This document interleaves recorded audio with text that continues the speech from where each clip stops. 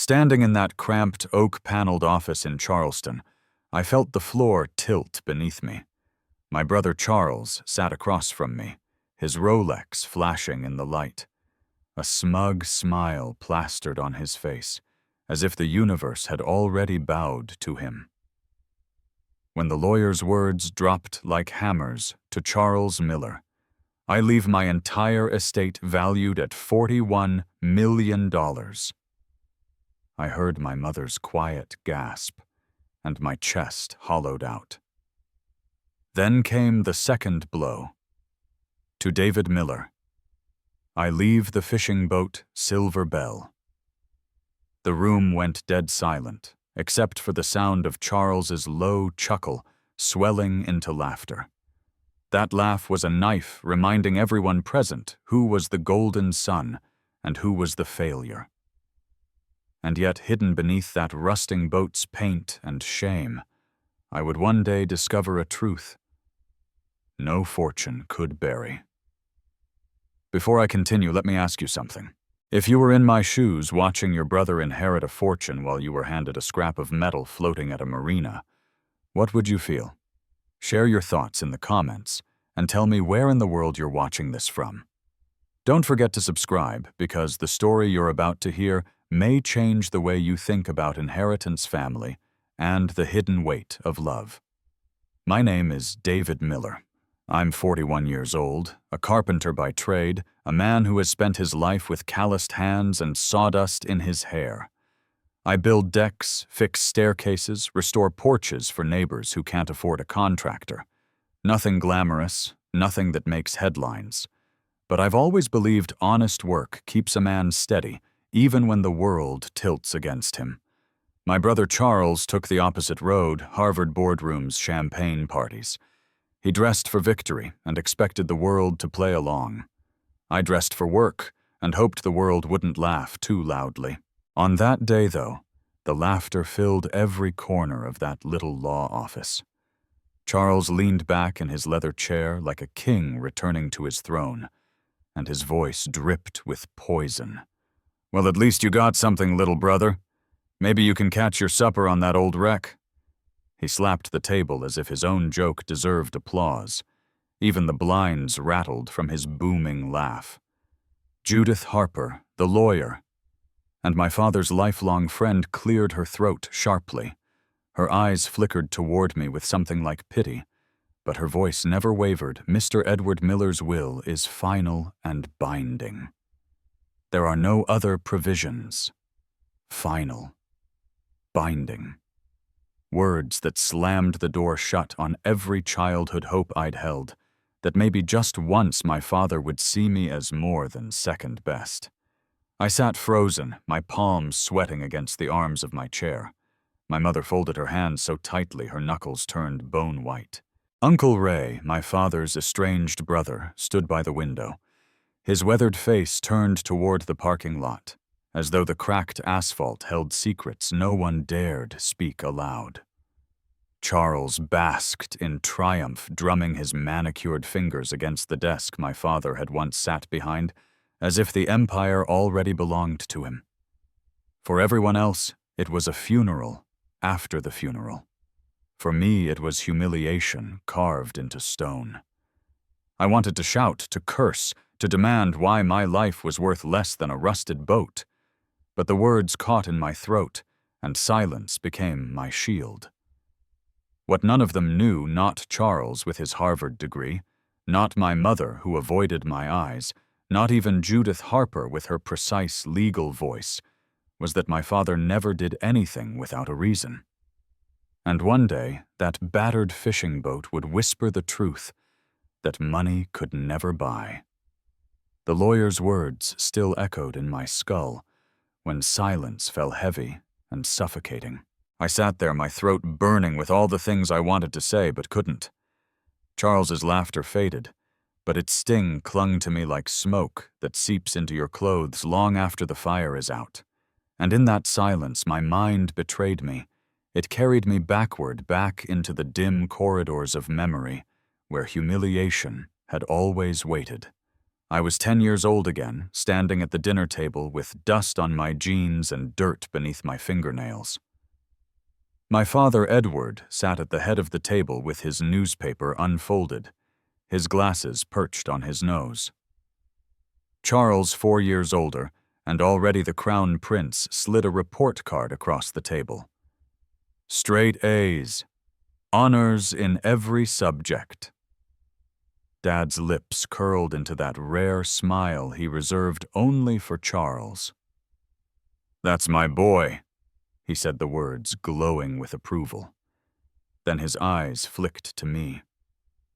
My own report card lay folded in my pocket, heavy as lead. B's and C's. Not terrible, but never enough. David, he muttered, his tone like a gavel striking. You need to try harder. Look at your brother. That phrase, look at your brother, haunted me through adolescence. When Charles got into Harvard, the house filled with congratulatory phone calls and champagne corks popping. When I enrolled at a local trade school for carpentry, Dad explained it to relatives as though it were an apology. He likes working with his hands, as if my choice were a flaw that needed smoothing over. My mother Helen was always there, her loyalty wrapped around Charles like a warm quilt. She would fuss over his suit's beam at his awards and whisper that he was destined for greatness. With me, she offered little more than polite encouragement, a pat on the shoulder, a nod, nothing that could shield me from Dad's disappointment. Her silence said it all. Charles was the light, and I was the shadow, trailing behind. And then there was Uncle Ray, my father's younger brother. He drifted in and out of family gatherings, like a ghost no one wanted to acknowledge. Once, long before the rift, he and Dad had built the company together, brick by brick. Then, one summer in the early 90s, he was simply gone.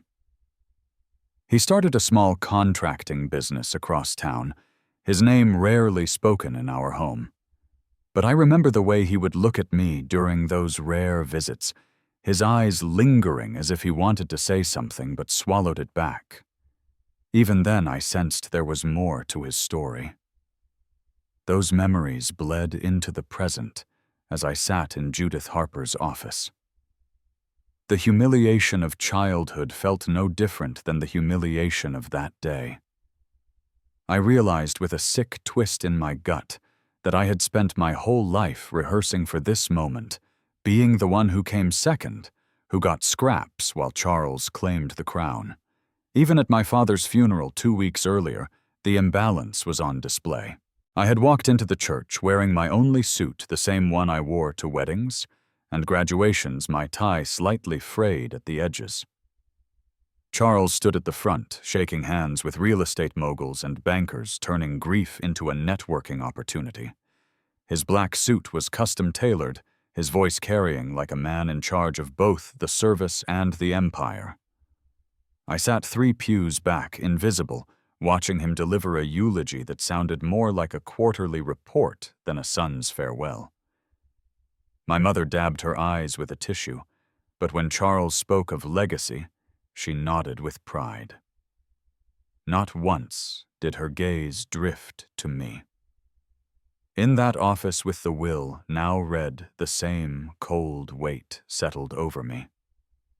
Charles smirked. Judith shuffled papers, my mother sat, stiff and silent, and Uncle Ray turned his face to the window. I was alone in a room full of family. I had been alone for years. I wanted to believe my father's final act, leaving me a decaying boat, wasn't just another confirmation of my failure. I wanted to believe there was a reason, some hidden thread. But the truth that pressed hardest in that moment was simpler, sharper. I was the son who built porches while my brother built empires.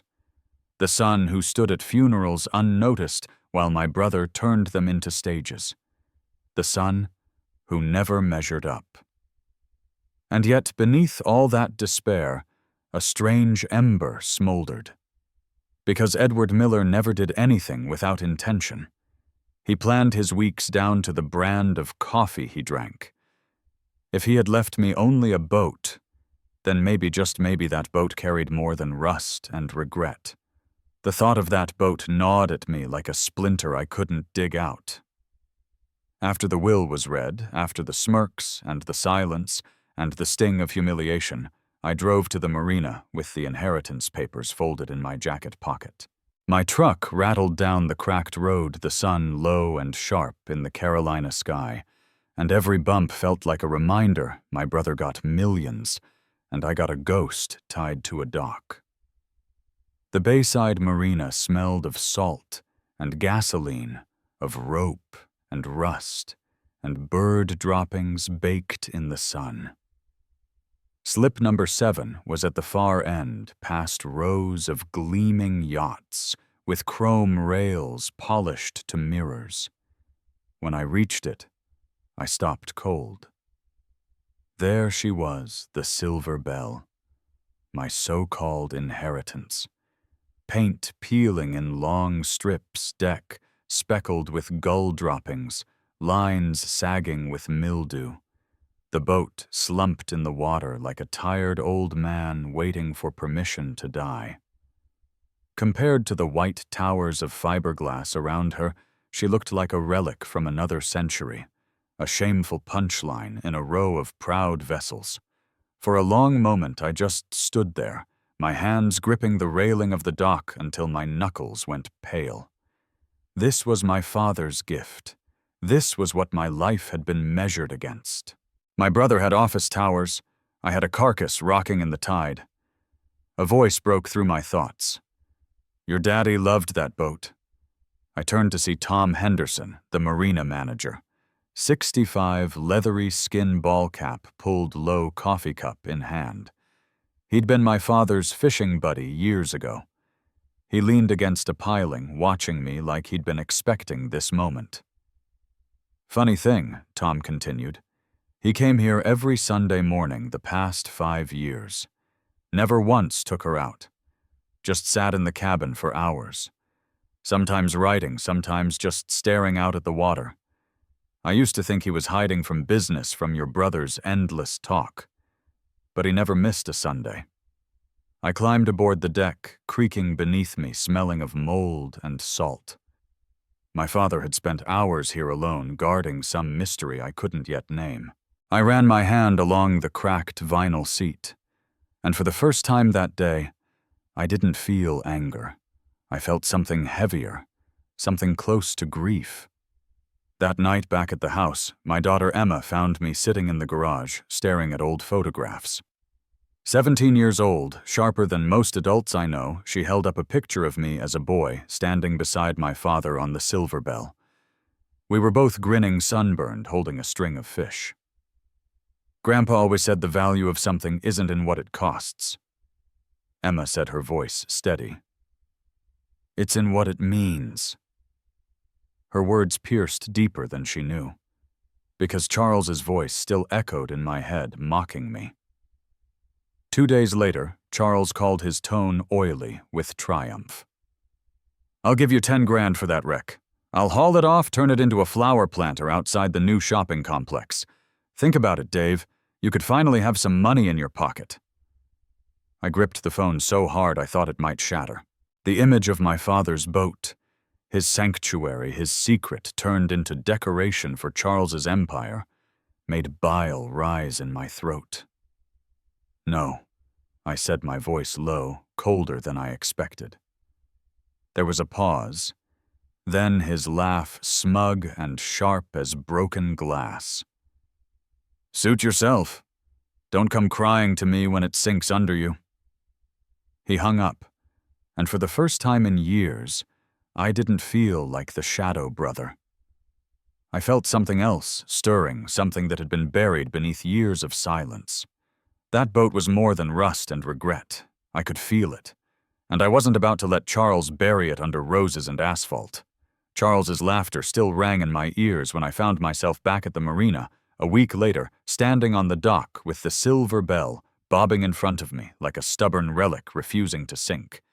His offer to buy it, his threat to turn her into a planter, it ignited something inside me. Pride, maybe. Or maybe it was rage. Either way, I knew I couldn't sell her, not without understanding why my father had guarded this boat until the day he died. I decided to take her out once, just once, before letting her go. I owed him at least that much. The morning was crisp, the kind of Carolina dawn where the water looks like polished glass and gulls wheel silently in the pink light. Tom Henderson met me on the dock with his usual styrofoam cup of coffee. He gave me a long look, then nodded toward the boat. "Funny thing about your dad," he said. "Before he passed, he paid me 5 years in advance to keep this thing serviced. Engine, hull systems, all of it. Said it needed to stay seaworthy." The words sank into me like anchors. My father hadn't touched the helm in years, yet he'd made sure the boat stayed alive. Why, I climbed aboard the wood, groaning under my boots. My hand hesitated on the ignition key, half expecting the silence of a dead engine. But when I turned it, the motor coughed once, then roared to life like a beast waking from hibernation. The sound startled me so much I nearly jumped back. The deck vibrated beneath me, steady and strong. Nothing like the wreck she appeared to be. "She's been waiting for you, Tom," muttered, as if speaking to the boat herself. I eased into the cabin, the small space smelling of old varnish, sea salt, and faint traces of my father's aftershave. The wheel was worn smooth in spots, particularly when turned hard left. I frowned, running my fingers along the grooves. Too much wear for normal navigation. Almost like someone had been cranking it to that position again and again. That wasn't the only oddity. One of the mahogany panels beside the captain's chair had a hairline gap, barely visible unless you were searching for it. The wood looked touched, rubbed, as though fingers had pressed it countless times over the years. My pulse quickened. I pressed against the panel. Nothing. I slid my palm across the seams, searching for a catch, but it held firm. I tried turning the wheel hard left, and the boat creaked in protest. For a heartbeat, nothing happened. Then I heard it a faint click like a lock being released. The panel shifted a fraction of an inch. My breath caught in my throat. I pressed again harder this time, and the panel gave way, opening a sliver to reveal darkness behind it. I froze, staring at the hidden space, the hum of the engine filling the silence. My father had hidden something here. Something he had protected even from Charles, even from my mother. I didn't reach inside, not yet. Instead, I sat in the captain's chair, staring at the narrow opening, my chest tight. A dozen memories pressed in Sunday mornings when Dad would vanish for hours, claiming he had errands. Nights when he would sit in the garage, scribbling in a notebook I never saw again. Uncle Ray's strange, lingering looks. This wasn't just a boat. It was a vault.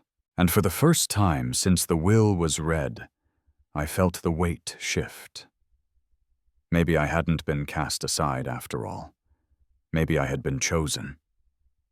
The waves slapped softly against the hull, as if urging me on, whispering that the answers I'd chased my entire life were just inches beyond that hidden panel.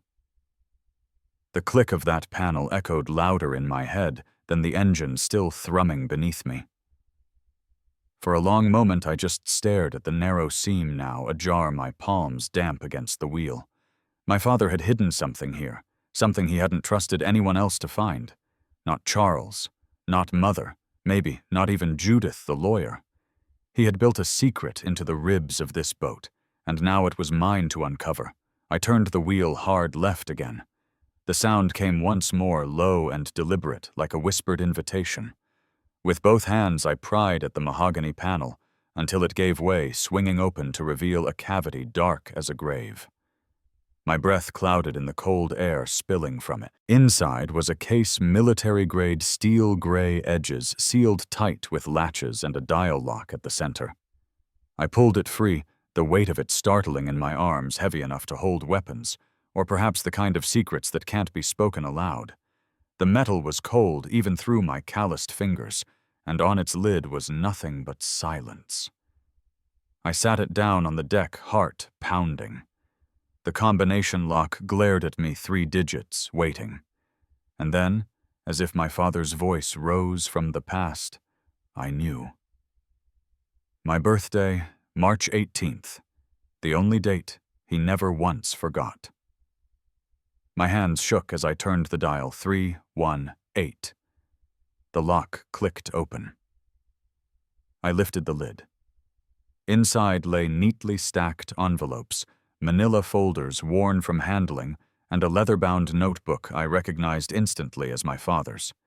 His handwriting curled across the covers, precise and methodical.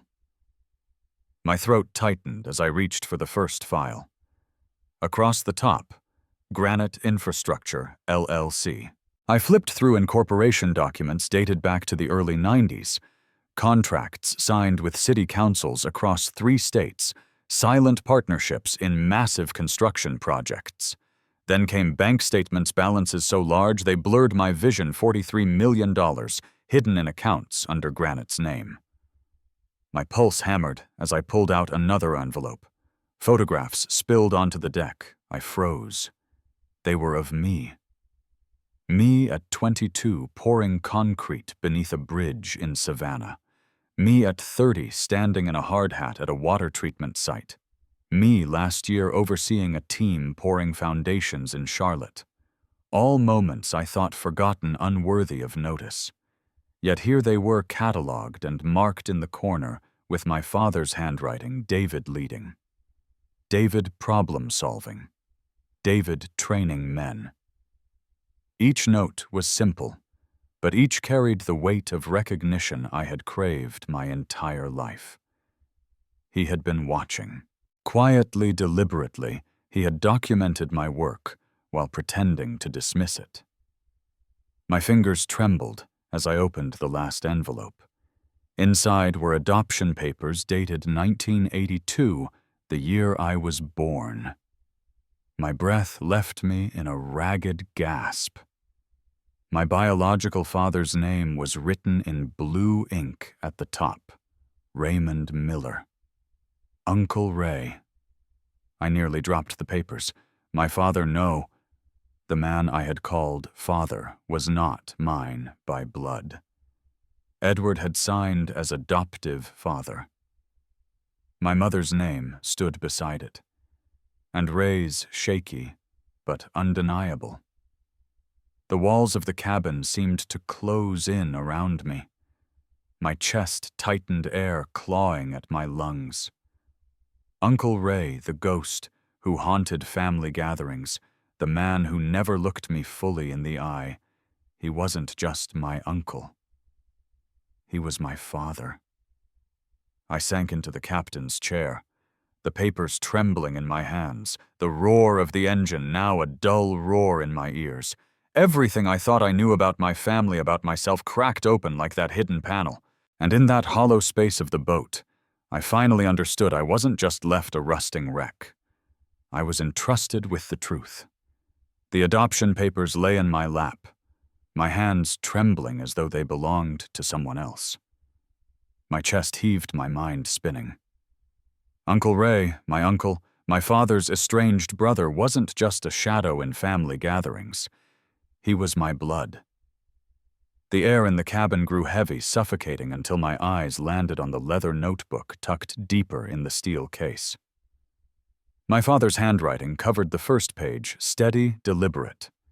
I opened it, and with each line I read, it was as though Edward Miller himself sat across from me, speaking in that measured tone he used when he wanted no interruptions. Son, if you are reading this, then you have found what I meant for you to find. Charles has his inheritance, the empire everyone can see. That was always what he wanted, what he needed. He thrives on applause, on buildings with his name etched in steel. But you, David, you understand something deeper. You build with your hands. You know that what holds everything together is often what no one sees. That's why I gave you this boat, because you know how to look beneath the surface. The words blurred as my eyes filled. For years I thought I was invisible to him, but here in ink was proof that he had seen me all along. The next pages cut even deeper. You were born in 1982. By then I could not have children of my own. Your mother, she made a mistake. Ray was young, foolish, and in love with her. I was in the hospital at the time. By the time I returned home, she was carrying you. She was ready to leave, ready to tear the family apart. But I asked her to stay. I told her we would raise you together, and I promised Ray that his secret would be safe. He agreed with one condition, that I raise you as my son, not as his shadow. I stopped reading, the boat rocking gently under me. My heart pounded in my ears. The secret that had haunted Uncle Ray's silence, my mother's distance, my father's sternness, it all came together in a single revelation. I was not Edward's son by blood, but by choice I was his. I forced myself to keep reading, every line carving deeper. Charles was always destined for the spotlight. He is his mother's pride, and he carries her hunger for recognition. That is why he inherited the properties. They will give him the praise he craves. But you, David, you are mine. You have always been mine. While Charles chased headlines, you poured foundations that will last long after applause fades. Granite infrastructure is my real legacy. Every project you worked on, every beam you lifted, every yard of concrete you poured, you were building what I began. And now it belongs to you. I closed the book and pressed it to my chest, the leather worn smooth against my palms. My father had been watching me all along, documenting not my failures, but my labor, my persistence, my quiet strength. He had trusted me with what truly mattered, the unseen foundation beneath an empire. A sudden image flashed Charles, standing at the funeral podium, bragging about Edward Miller's legacy while shaking hands with bankers. He thought the empire was his. He thought he had won. And all the while, beneath his towers and contracts, the hidden bones of the city belonged to me. The notebook trembled in my grip as the weight of it all sank in. I wasn't second best. I wasn't forgotten. I was chosen not by blood, but by the kind of love that takes root in silence and grows steady, unshaken, like granite beneath the soil. When I finally closed my father's notebook, the silence in the cabin felt different, less suffocating, more alive. The Silver Bell no longer looked like a ruin rocking at the edge of the marina. She was a vault, a witness, a monument to truths hidden too deep for Charles to ever imagine. And in that silence I realized something else. I now held the keys not just to a boat, but to granite infrastructure, a company worth millions, generating wealth that moved quietly beneath the cities my brother boasted of owning. I filed the transfer papers, careful, discreet. Judith Harper confirmed everything without expression, though. I thought I saw a flicker in her eyes, a recognition that Edward's real heir wasn't the son with the Harvard degree, but the carpenter who had carried beams until his back ached. I signed the documents with hands that shook, not from fear, but from the enormity of what had been placed on me. The ink dried, and with it I became the sole owner of granite infrastructure. And then I did nothing. I didn't call Charles. I didn't confront my mother. I didn't stand on rooftops declaring victory. Instead, I chose silence, the kind my father had lived by. Let Charles keep his spotlight, his photographs in the paper, his champagne-soaked victories. Let him think he had won. Because while he preened, I would own the skeleton beneath his empire, the foundations, the utilities, the structures that no one noticed but everyone needed. Strangely, it didn't feel like revenge. It felt like justice, the kind my father had always promised without words. But there was one thing I couldn't leave in ruin, the Silver Bell. Every evening after work, I went back to the marina. I sanded the peeling paint, stripped the rust, replaced rotting boards with fresh oak I cut myself. I scrubbed until the deck smelled of salt and varnish instead of mildew. My hands bled, my back throbbed, but each nail I drove into her felt like stitching an old wound shut. Tom Henderson sometimes joined me, leaning on the railing, telling stories of my father sitting in that cabin for hours, staring at the horizon. He wasn't staring at nothing, Tom said one night. He was staring at you, at the man you were becoming. Emma helped too. She painted the trim navy blue just as the photos showed from years ago and added gold lettering to the stern silver bell. One Saturday, she stood back, brush in hand, and said softly, "Grandpa didn't leave you a boat, Dad. He left you a mirror." Her words cut through me. Because she was right. Every plank I restored wasn't just for the boat. It was for myself, for the boy who once sat in classrooms hearing, "Look at your brother," for the man who had carried shame into every room where Charles shone, for the son who thought he was forgotten, but who had been trusted with everything that mattered. 3 months later, when the work was finished, the silver bell gleamed under the marina lights.